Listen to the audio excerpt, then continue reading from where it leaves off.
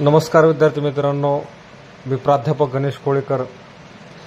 आज या व्हिडिओ लेक्चरमध्ये आपण calculation of standard deviation in continuous series, तर स्टँडर्ड डेव्हिएशन कंटिन्यूस सिरीजमध्ये कसं काढतात हे आपण शिकणार आहोत। तर ही कंटिन्यूस सिरीज आहे, या ठिकाणी हे मार्क्स आहेत आणि ही फ्रिक्वेन्सी दिलेली आहे। हा आपला प्रॉब्लेम आहे। आता उत्तराची सुरुवात करत असताना आपल्याला काय काय पाहिजे आहे त्या व्हॅल्यूज, जो का आपला फॉर्म्युला आहे स्टँडर्ड डेव्हिएशनचा तो बघूयात। तर स्टँडर्ड डेव्हिएशन म्हणजे सिग्मा, ओके, सिग्मा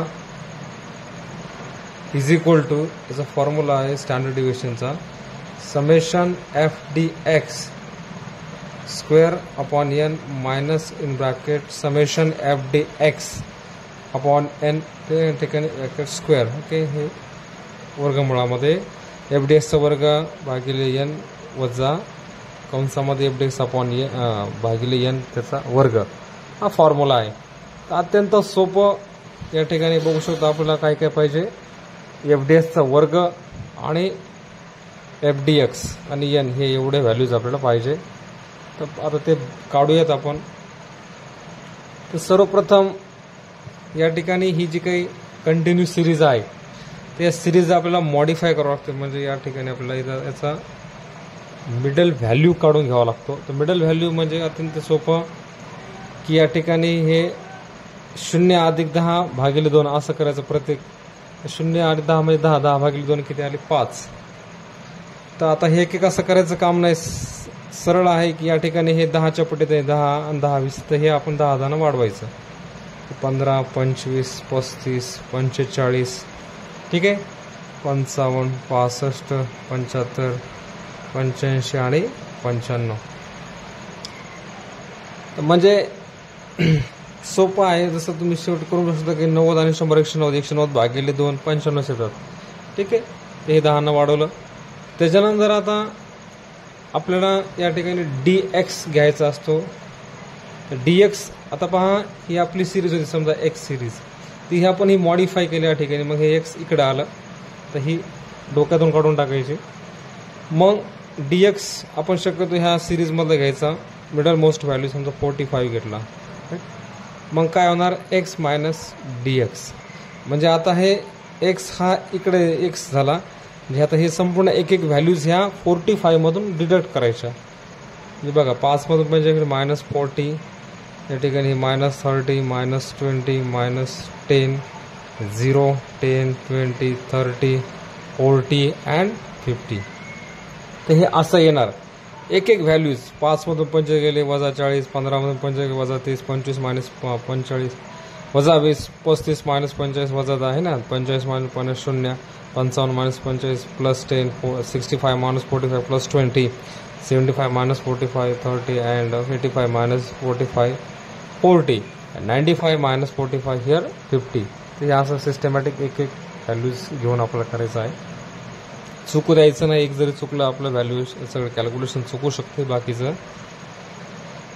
त्यानंतरची जी स्टेप आहे याच्यामध्ये आपल्याला एफ डी एक्स हे काढून घ्यायचं, कारण आपल्याला ते पाहिजे।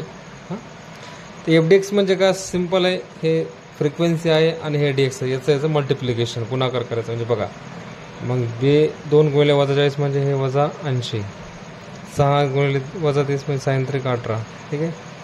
8 आणि 20 8 2 16 160 वजा 4 आणि 10 वजा 40।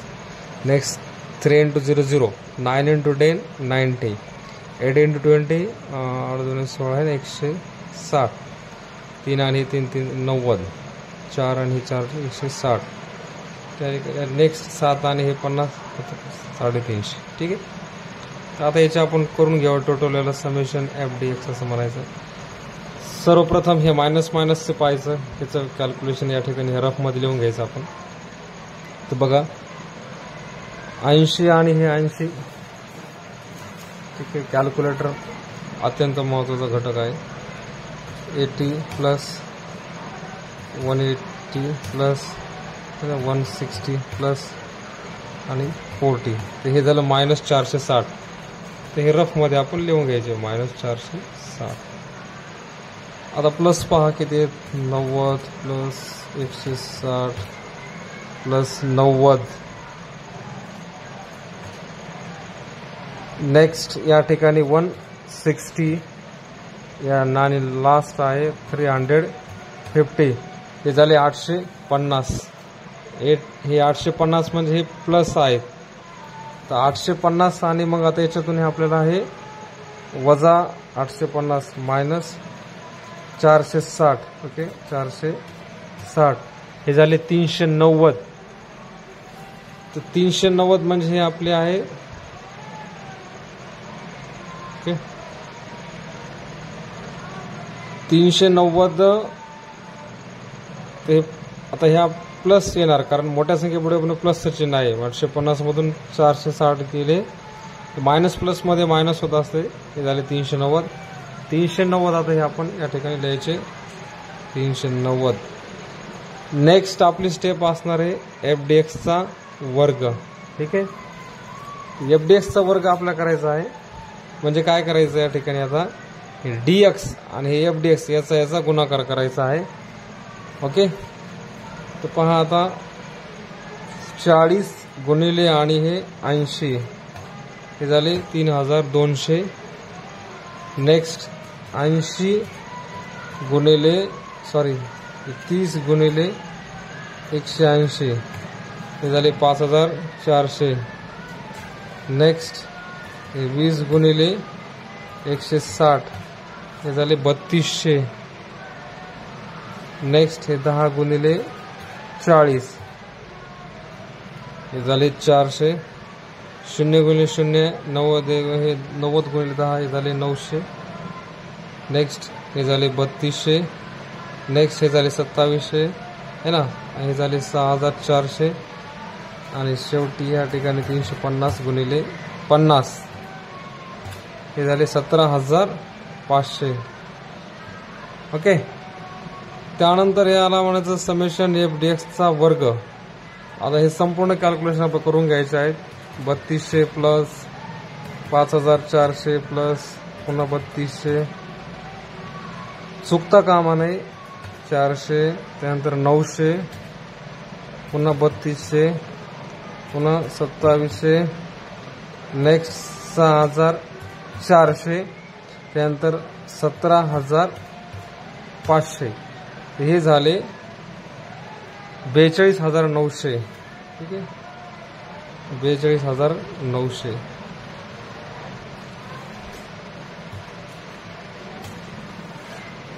तर ह्या दोन्ही व्हॅल्यूज आपल्याला सापडल्या आहे.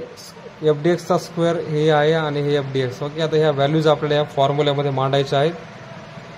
त्याच्यानंतर आता नेक्स्ट पहा इकडे या ठिकाणी FDX स्क्वेअर म्हणजे हे 42900 भागिले n म्हणजे आता हे यांची टोटल फ्रिक्वेन्सीची टोटल हे किती आहे. हे 2 आणि 6 8 8 8 16 16 4 20 20 आणि 3 23 23 आणि 9 32 32 आणि 8 3 8 40 40 आणि 3 43 43 4 47 47 आणि 7 ओके 47 प्लस 7 हे झाले 54 मायनस FDX. आता कंसामध्ये FDX म्हणजे हे किती आपलं 390 आहे भागिले 54 याचा वर्ग. त्याच्यानंतर नेक्स्ट या ठिकाणी आता हे भागाकार करून घ्यायचा. 42900 डिवायडेड बाय 54 तर हे आले आपले 754.44 754.44. ठीक मायनस हे 390 भागिले 54 तर हे आलं 7.22 याचा वर्ग. आता नेक्स्ट काय 794.44 वजा आता याचा वर्ग आपला करायचा म्हणजे 7.22 गुणिले पुन्हा 7.22 आहे की नाही. तर हे आलं 52.14. तर नेक्स्ट आता काय होणार याचं वजा बाकी म्हणजे 794 ओके 0.44 मायनस 52.14 तर हे आलं 742.3 742.3.